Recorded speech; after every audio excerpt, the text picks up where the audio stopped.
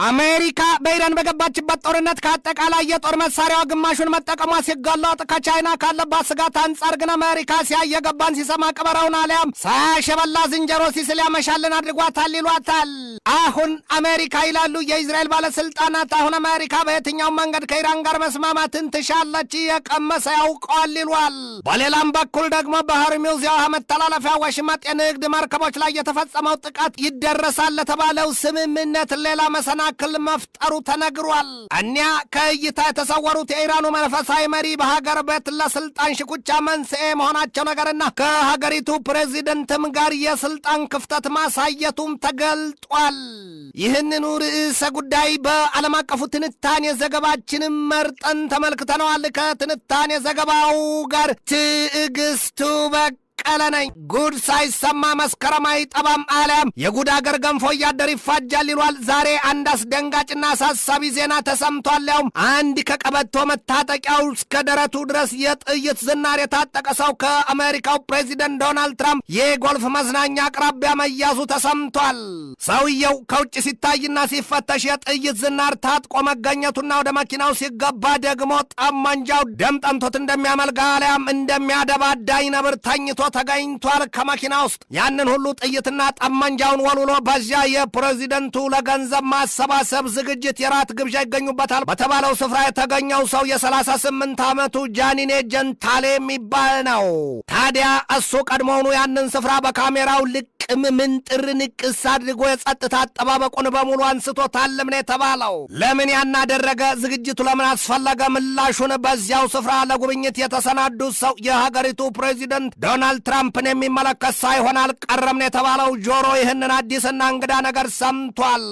ወዲህም ከፋርሳዊቷ ሀገር ኢራን የውስጥ ሽኩቻው መበርታቱ ፍንጭ ወጥቷል። እኒያ ከሟቹ አባታቸው አያቶላ አሊ ሰይድ ካሜኔይ በኋላ በእግራቸው የተተኩትና ስልጣን የተሰጣቸው ሰው እስከዛሬም እስካሁኗ ቅጽበትም በሰዎች ያልታዩት አያቶላ ሞጅታባ ካሜኔይ ከሀገሪቱ ፕሬዚደንት ማስዑድ ፔዜሽኪያን ጋር ያለመጣጣማቸው ጉዳይ ተሰምቷል። የስልጣን ክፍተትም ተፈጥሯል ነው የሚባለው። እናም አሁን የኢራኑ ፕሬዚደንት ማስዑድ ፔዜሽኪያን የስልጣን መልቀቂያ ደብዳቤ አስገብተዋል ነው የተባለው።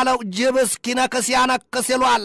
አዲሱ የኢራን መንፈሳዊ መሪ አያቶላ ሞጅታባ ካሜኔይ ከሀገሪቱ ተቃዋሚዎችና አንጃዎች ጠንካራ ጥያቄ ሲቀርብባቸው ከርሟልም። ያውም ሀገሪቱን በተገቢው ልክና መልክ በመምራት ከጠላቶቿ መከላከልና ጠላቶቿን ማሳፈር አልቻሉም የሚል ነው። በኢራን ያለው ውስጣዊ ሽኩቻ መጦዙ ሲነገሩ ሁለት መረጃዎች ወጥተዋል። አንደኛው የሀገሪቱ ፕሬዚደንት ማስዑድ ፔዜሽኪያንና አያቶላ ሞጅታባ ካሜኔይ ግንኙነታቸው ሻክሯል የሚል ሲሆን ከካሜኔይ ቤተሰብ በጋብቻ የተሳሰሩት ሰው ከፍተኛ የመንፈሳዊ አገልጋይም ናቸው ይሏቸዋል።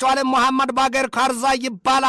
ውስጥ አዋቂም ናቸው። የኢራኑ ፕሬዚደንት ማስዑድ ፔዜሽኪያን በተደጋጋሚ ስልጣናቸውን ለመልቀቅ ሲዝቱ እንደነበረና በቀጣይ የሚያስገቡት የስልጣን መልቀቂያ ደብዳቤያቸው ግን ተቀባይነት እንደሚያገኝ አስገንዝበዋል ነው ያሉት። የዚያን የፔዜሽኪያንን ዛቻ የስልጣን መልቀቂያና ጥያቄ የሰሙት አያቶላ ሞጅታባ ካሜኔይ በበኩላቸው ከዚህ በኋላ ፔዜሽኪያን የስልጣን መልቀቂያ ጥያቄ ካቀረበ በቀጥታ ቀበለዋለሁ፣ አጸድቀዋለሁ ብለዋል ነው ያሉት። የተነቃነቀ ጥርስ ካልወለቀ አርፈም ይሏል።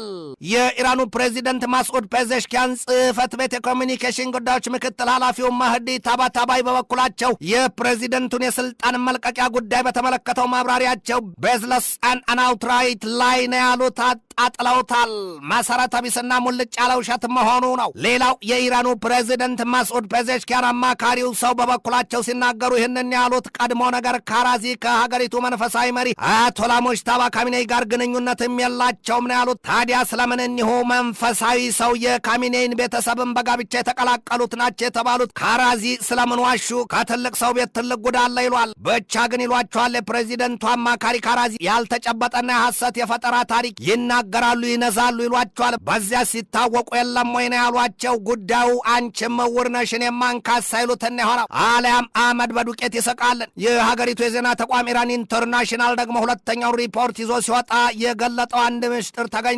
ያውም የኢራኑ ፕሬዚደንት ማስዑድ ፔዜሽኪያን አዲሱን መንፈሳዊ መሪ ሞጅታባ ካሜኔይን ያገኟቸው አንድ ጊዜ ብቻ ነው። እሱም ቢሆን ሞጅታባ በምርጥ ትልቅ መኪና ውስጥ ቁጭ ብለው መስኮቷ አይናቸውንና ግንባራቸውን ብቻ ለማሳየት ያህል ተከፍታ ቃላት ሕይወት ተለዋውጧል ያለው ሁለቱ ሰዎች በአካል ቆመው መነጋገር ቀርቶ ፔዜሽኪያን የአያቶላውን እጅ ለመጨበጥ እንኳ አልተፈቀደላቸውም ነበር ሲል ዘገባው ያትታል። ኋላ ላይም የኢራኑ ፕሬዚደንት መስዑድ ፔዜሽኪያን ለመሆኑ በዚያች የመኪና መስኮት የሰማሁት የሞጅታባ ካሚኔይ ድምፅ ነውን ሲሉ መጠየቃቸውን የተገለጠው። ይሁንና የኢራኑ ፕሬዚደንት መስዑድ ፔዜሽኪያን በቅርቡ በሰጡት የአደባባይ ማብራሪያቸው ከሞጅታባ ካሚኔይ ጋር ከ2 ሰዓት ከግማሽ በላይ ማውራታቸውን ያስታወቁት ይሄ ዘመን በምድሪቱ ፖለቲከኞች ዘንድ እውነት የተባለ የመነመነበትና ጨርሶም የጠፋበት ነው ይሉታል። ቀድሞ ነገር ፖለቲከኞቹ በአደባባይ መርጦናል በሚሉት ህዝብ ፊት የገቡትን ቃል ሊያውም ገሚሶቹ መጽሐፍ አስቀምጠው የተናገሩትን ሁሉ በተቃራኒው ይተገብሩታል ይሏቸዋል። ጊዜና ጎርፋ መጣው የለ ይሏል። ከቼክ ዛሬ ባወጣው መረጃው ርዕስ አንቀጽ ያደረገው ይህንን ይላል። the price of false alarms ለዚያውም ሲዘረዝረው የአሜሪካው ፕሬዚደንት ዶናልድ ትራምፕ በኢራን ሲዳንቱና ሲዝቱ የነበረው ነገር ሁሉ በእስራኤል የመከላከያ ገንዘብ ስርዓት ላይ ትልቅ ለውጥ አምጥቷል ነው የተባለው። የዛሬን ያርገውና ትራምፕ ከእስራኤሉ ጠቅላይ ሚኒስትር ቤንያሚን ኔታንያሁ ጋር ዶልተው በኢራን ላይ የጣምራ ጦርነት ባወጁበት ወቅት የሀገሪቱን መንፈሳዊ መሪ በገደሏቸው ከጥቂት ቀናት በኋላ ትራምፕ ይህንን አሉ። ኢራናውያን ለመኑኝ፣ ከቶም ተማጸኑኛውን ቀጣው መንፈሳዊ መሪያቸው እንደሆነ አሉ። እውን ሻይቷ ኢራን ካላት ከ90 ሚሊዮን በላይ ህዝብ ምን ሰዋታ ይሆን? የአሜሪካውን ፕሬዚደንት ለዚያውም መንፈሳዊ መሪዋን የገደሉባትን መንፈሳዊ መሪዋ አድርጋ የምትሾማቸው ተኮነኛ ያላት ነፍስ በሰንበት ኃጢአት ትሰራለች አለያም ለኪሳራ ያለው ቢነግድ አይተርፈው ይሏል። ያም ሆነ ተባለና አለፈ። ትራምፕ ሌላውንም ደገሙት አሉ። እስራኤላውያኑ ይወዱኛል፣ እንዲያውም በዚያች ሀገር በቀጣይ ምርጫ ብወዳደር ይመርጡኛል፣ እንኪያስ ያችን ሀገር እመራታለሁ አሉ። አፍ ያለው ጤፍ ይቆላል አለያም ጊዜ የሰጠው ቅል ድንጋይ ይሰብራል። የዘመኑ ፖለቲከኞች ገሚሶቹን እንዲህ አደርጋቸዋል ይሏቸዋል። የመለኮታዊ ክብርና ባህሪ ሲላበሱ ይታያሉ። ፈጽሞም በሰው ስጋ ለባሽ ዓለም የሌሉ ይሆናሉ። ገሚሶቹ ደግሞ ሰራ አካላታቸውን ውሸት፣ እብሪትና ክህደት ያለብሳቸዋል ይሏቸዋል። ምን ጠፋ?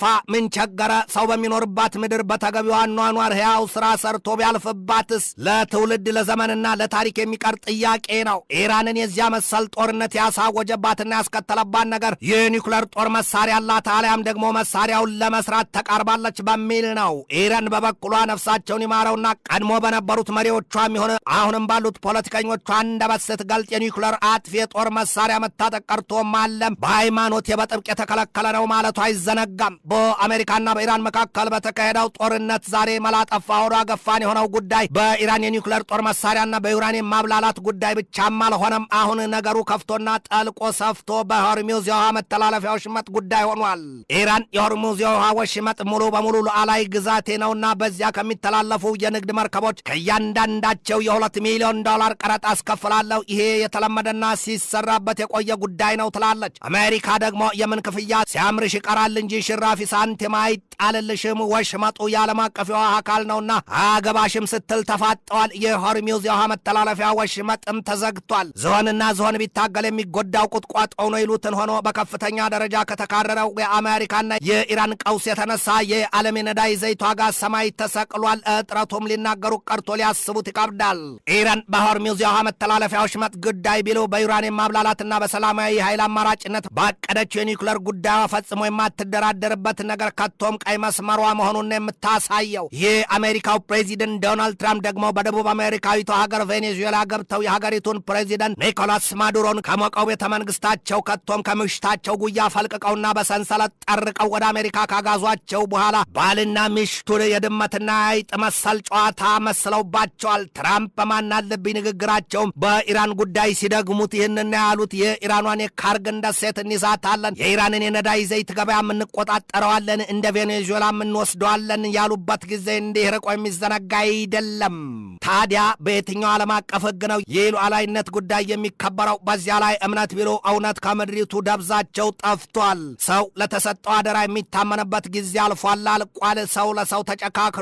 ለዚያ ደግሞ በጋዛ ከተማ ትናንት የነበረውንና እንደ አውሮፓውያኑ አቆጣጠር በ2023 በኢዝራኤል ጥቃት የተገደሉ 112 ሰዎች ከየፍርስራሹ ስር ተገኝተው የተደረገው ስርዓተ ቀብር አመላካች ሆኗል ነው የሚባለው። እንደ አውሮፓውያኑ አቆጣጠር በጥቅምት 7 2023 ሐማስ በኢዝራኤል ምድር ዘልቆ ባወጀው ጥቃት 1221 ሰዎች መገደላቸውና 251 ደግሞ ታግተው መወሰዳቸውን ተከትሎ ኢዝራኤል ባወጀችው የበቀል ጥቃቷ እስከዛሬዋ ዕለት ድረስ የሟቾቹ ፍልስጤማውያን ቁጥር ከ73,000 በላይ መድረሱ ይነገራል። ትናንት በጋዛ ከተማ የነበረው ይህ ፍልስጤማውያኑ የቀብር ስርዓትም በፍልስጤማውያኑ ታሪክ የመጀመሪያው መሆኑም ነው የተገለጠው። ያ ሁሉ ሆኖና አልፎም ሐማስ ትራምፕ ባቀረቡት ሐሳብና በመሰረቱት የሰላም ቦርድ ወይም ቦርድ ኦፍ ፒስ ሐሳብ ተገዝቶ ትጥቁን ለመፍታትና ለማስረከብ መስማማቱ ተሰምቷል። ሌሎች መረጃዎች ቢያስፋልሱትም እስራኤል ደግሞ መሬቷ ከፍ ሰማው ዝቅ ቢሉም ከጋዛ ሰርጥ ለቅቄ አልወጣም ብላለች ነው የሚባለው።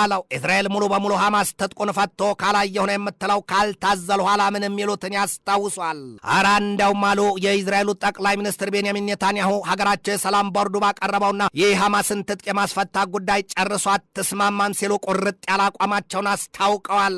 ጉዳዩ ሊበሉ ያሰቧትን እርኩም ዶሮ ናት ይሏታልን ሆኗል ሲሉ የሚሳለቁትን ብዙዎች ናቸው። እስራኤል የጋዛ ሰርጥን ጨምሮ ሌሎች 7 የመካከለኛው ምስራቅን ቀጠና ሀገራት የተስፋይቱ ምድር ናቸው በሚል አሊያም ፕሮሚስ ላንድስ እነዚያን ለመጠቅለል ካቆተመው ልቧ በክራንቿ የገባውን የጋዛ ሰርጥን ለማስለቀቅ ከቶም ከአንበሳ መንጋጋ የገባን ስጋ ማለት ይሆንባቸዋል ይሏቸዋል። ወዲያም እስራኤል ሊባኖስና ሶሪያን ባደፈጡት ኃይሎች የተነሳ እየበገበገቻቸው ነው። የጎላን ኮረብታማ ስፍራዎች ከመዳፏ ገብተዋል። የነቤካ ሸለቆች የደቡባዊ ሊባኖስ መሬት የእግሯ መረገጫ ሆነዋል። የተስፋይቱ ምድር ከተባሉት አንደኛዋ ኳታርም በከፋ ጠላትነት ተፈርጃለችና ቀጣውን መጠበቅ ካልሆነ በስተቀር አይሁዳዊቷ ሀገር በትራምፕ ስልጣን ተገዳ አሊያም አባብለዋት ወደኋላ የምትል ሀገር አትመስልም ይሏታል። ይህ በእንዲህ እንዳለ አሜሪካ በራሷም ሌላ የከበዳ ሸክሟ ተገልጧል።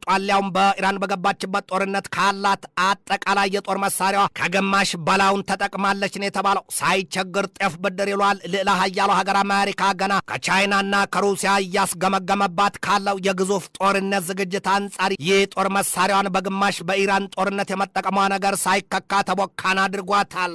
ወዲያም ደግሞ ሩሲያ፣ ቻይናና ሰሜን ኮሪያ በቀመሩት ስሌት በኢራን ክንድ የአሜሪካን ጡንቻ ቢሉ ልቧን አይተውባታል ነው የሚባለው። በሞኝ እጀ ዘንዶ ጉድጓድ ይለካል ይሏል። ይህንን ዘገባ ያወጣው ደግሞ የስልታዊና ዓለም አቀፋዊ የምርምር ማዕከል ደ ሴንተር ፎር ስትራቴጂክ አንድ ኢንተርናሽናል ስታዲስ ነው። ማዕከሉ ይላል አሜሪካ ለአሁኑ በኢራን በገባችበት ጦርነት የትኛውንም ያህል ለመዋጋት የሚበቁ ሚሳይሎችና ሌሎች የጦር መሳሪያዎች ይኖሯት ይሆናል። ጉዱ ግን ይላል ጉዱ ግን አሜሪካ ከማንም በላይ የምትፈራ ቻይና ጸባጭራ ወደ ጦርነት የተገባ እንደሆነ ነው ሲል የገዘፈ ስጋቱን አሳይቷል። ቻይና እንደ ዘመሚት የሚርመሰመስ የእግረኛ ሰራዊት እንዳንበጣ መንጋ አያለና እየተርመሰመሰ የሰማዩን አካል የሚጋርድ የጦር አውሮፕላን ቢሉ እንደ ባህር አሸዋ የበዛ የባህር ኃይልና የጦር መርከቦች ያሏት ሀገርና ቻይና ያጣችውን ነገር በነገር ሰንጣቂዎቹ ምላስ ሲተች ምናልባትም ይሏታል። ምናልባትም ቻይና ልብና ምላስ ብቻ ነው የሌላት ይሏታል። አሁን አሜሪካ ባለችበት አቋሟና አቅሟ ከቻይና ጋር ወደ ጦርነት ብትገባ በአየር ቢሉ በሚሳይል ውጊያ አጋታ አትራመድም ነው የሚባለው። ደግነቱ ግን ቀጣዩ የሁለቱ መንግስታት ጦርነት ከተደረገም በኒውክለር ነው የሚሆነው ይባልለታል። በኒውክለር አርማጌዶን አሊያም ሰርድ ወርልድ ዎር አሊያም ደግሞ የሶስተኛው ዓለም ጦርነት የወደድሽው ቂጣ ሰተት ብሎ መጣ ይሏል። ትንታኔ ዘገባውን ስናዘጋጅ በዋቢነት ፍራንስ 24ን፣ ፎክስ ኒውስን፣ ኢንዲፔንደንትን፣ ዋት ቱዴይን፣ ዘ ታይምስ ኦፍ እስራኤልን፣ ዘ ፔኒንሱላን፣ ስቴክን፣ ኒውስ ማክስን፣ ኤዥያ ዋንን፣ አኒ ኒውስን፣ ኮመን ድሪምስን፣ ዘ ኮንቨርሴሽንን፣ ቢዝነስ ሬከርደርን፣ ዋሽንግተን ፖስትና ጄሩዛሌም ፖስትን ተጠቅመናል።